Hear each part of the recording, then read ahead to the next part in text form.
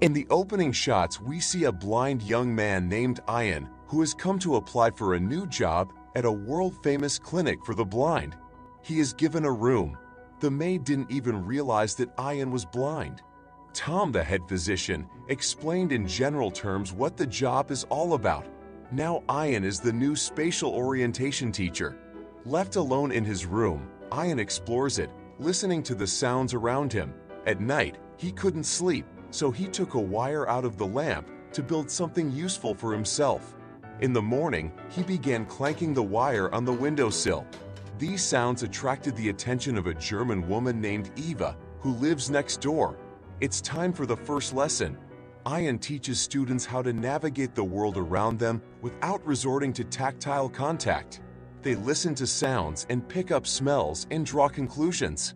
An interested Eva listens to the learning process.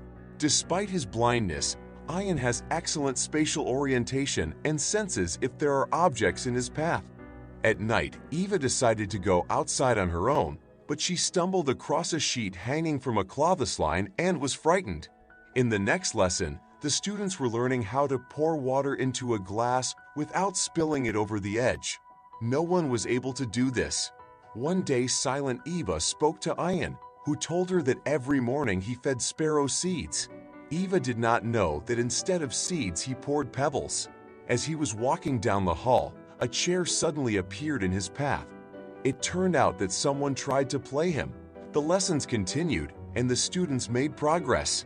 They marveled at how Ian could navigate as if he were not blind and could see everything. The students strove to achieve the same skill. Following Ian's example, Eva began to feed sparrows by leaving seeds on the windowsill. As Ian walked down the corridor, he tripped over a fishing line, stretched across the corridor, and fell. Ian asked the students why they did it. They confessed that they wanted to know if he used a cane when no one could see. Ian is convinced that blind people do not need a cane, unlike lame people. As Ian, after locking up the classroom, walked back to his room, he realized that there was someone in the hallway. Eva tried to remain unnoticed and took off her shoes so as not to make any noise. But Ian found her slippers and left them under the roommate's door. At night, as always, he went outside the clinic to take a walk alone. During the lesson, Ian taught the students new ways to experience the world around them without sight. When the head physician saw patients wandering freely around the territory, he asked the nurses to stop the outrage. Tom called Ian into his office and told him that outdoor lessons require special training and at least 3 sighted helpers. Also, Tom doesn't like that Ian doesn't use a cane because that could be dangerous. Ian announced that he wanted to take the students outside tomorrow and asked for Tom's approval. Later, the guy was walking around the territory.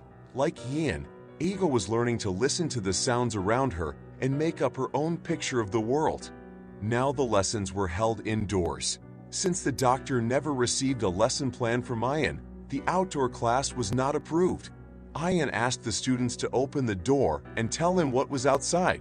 The students listened as they talked about their observations. This caught Eva's attention.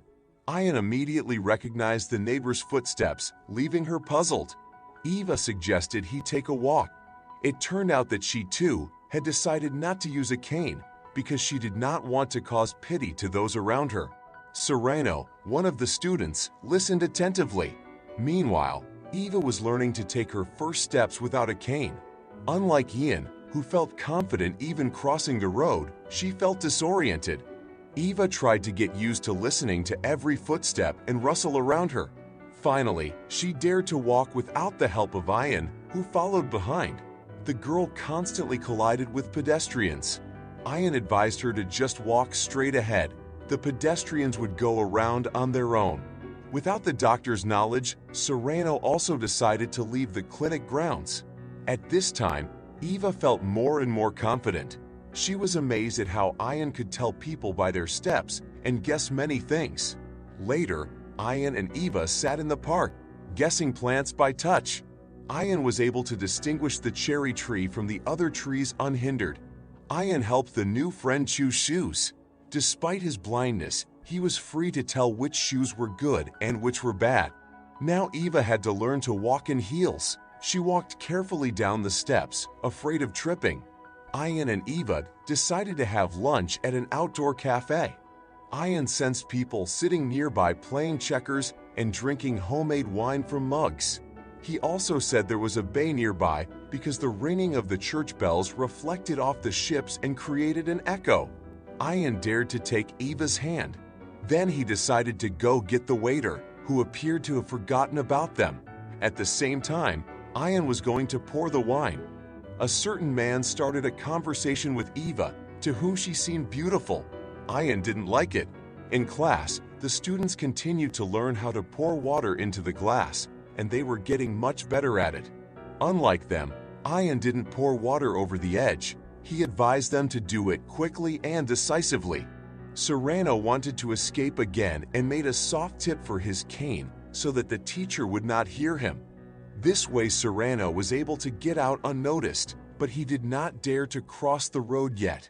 In the evening, Serrano told drunken Ian that he thought he was only pretending to be blind, for only a sighted person could cross the road unobstructed. Ian said that it was enough to listen to the intensity of the sound of cars to know how far away or how close it were. To finally dispel Serrano's doubts, Ian let him touch his artificial glass eyes. Eva was awakened by the loud snoring of Ian, who fell asleep with his clothes on. In the afternoon, Tom saw a boy trying to learn how to get around without a cane. Later, Ian showed Tom and the others how to navigate by flicking his tongue or fingers. Objects reflect sounds, and it helps to catch where things are. If they learn how to do that, they don't need a cane. All the students applauded Ian, admiring his skill. Some eyewitnesses are skeptical and believe that Ian used some tricks. Otherwise, he would not have been able to navigate so freely. Ian has a sensor in his pocket that can measure distance. Ian decided to prove that he could do without the sensor, but on the way he fell into a coal pit.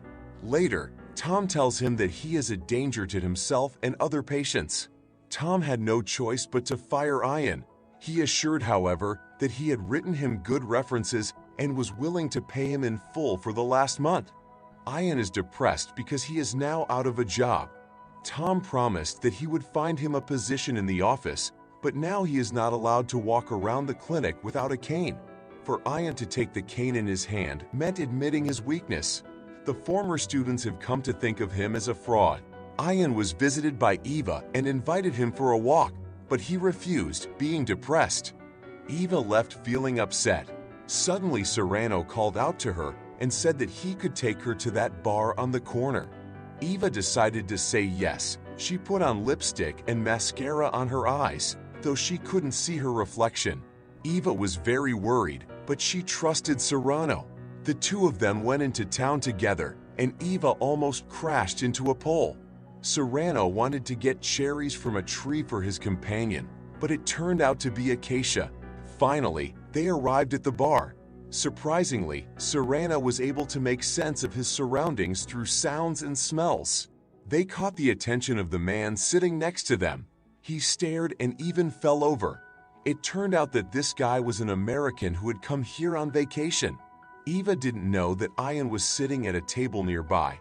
He choked on his coffee when she lied about surfing. The guy said he was also into surfing. A conversation ensued between him and Eva, and he asked her to meet him and go surfing together. Eva politely declined. Hearing the bell ringing, Serrano began to listen for the sound waves reflecting off the ship in the bay. This was exactly what Ian had been talking about earlier. However, Eva's new acquaintance, as well as the men at the table next door, stated that there was no bay and no ships nearby. It's quite a long drive to the nearest bay. Serrano and Eva realized that all this time Ian has been deceiving them. This shocked them. In the park, Eva discovered a small market selling fruit, including cherries. That is, there was originally no cherry tree. In the evening, Serrano, being furious, told Ian that he was a liar. All this time he had been lying to his students. Ian replied, as if nothing had happened, that all sighted people look but see nothing. According to him, there was indeed a large ship at the wharf, but Serrano no longer believed a word of it. To prove his point, Ian led him to the wharf. Suddenly, Ian took Serrano's cane to teach him to cross the road on his own. However, they both stumbled and fell at the curb. Serrano panicked when he lost his cane, but Ian found it. The guys slowly approached the edge. The ship wasn't here yet, but Ian assured it would arrive soon. Ian told Serrano to throw a rock, and he heard the sound of water. Ian said it was the Atlantic and the Tahoe River to them left. They continued to walk along the water, Ian unafraid to approach the very edge. Suddenly, Ian declared that they were near the stern of a huge ship. In confirmation of his words, he clapped his hands so that the sound supposedly reflected off the metal. Serrano was fascinated and believed everything the teacher said. Soon, however, the guy began to suspect that Ian was lying. He doesn't hear any ship. Ian immediately began to convince him otherwise, suggesting him sounds that the guy does not hear.